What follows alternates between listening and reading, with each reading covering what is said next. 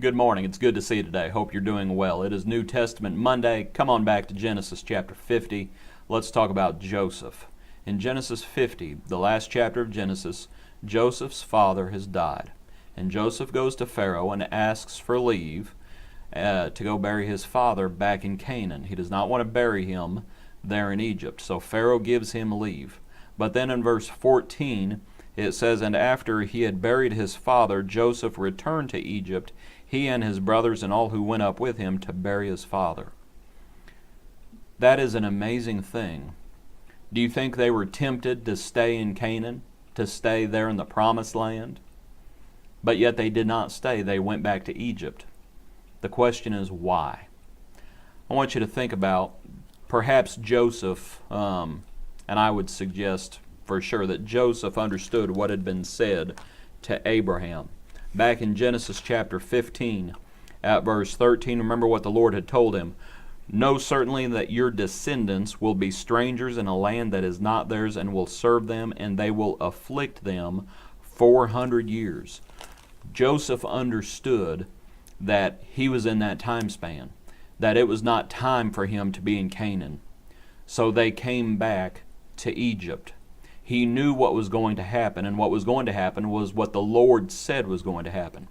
So Joseph had faith, and he believed the Lord, and he knew that his place at this time was not in Canaan. It was down in Goshen, down in Egypt, where, of course, there would come a Pharaoh who would not know Joseph, and you would have the bondage.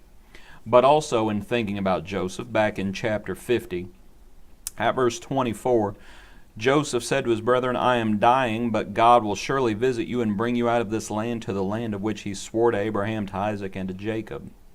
He may have come back to Egypt, but he knew that Egypt was not his home. He knew that it wasn't his home. He may have been over all of Egypt except for Pharaoh. He was the greatest man except for Pharaoh, but he still knew, this is not my home. And he was making preparations for it, and he believed the promises that had been made to Abraham. He tells them in verse 25, he says, "God will surely visit you." He took an oath from the children of Israel, saying, "God will surely visit you, and you shall carry my bones from here." I would suggest it's more than just bury me back home, right? He's seeing to his bones. What does that show? He's seeing to his body. What does that show?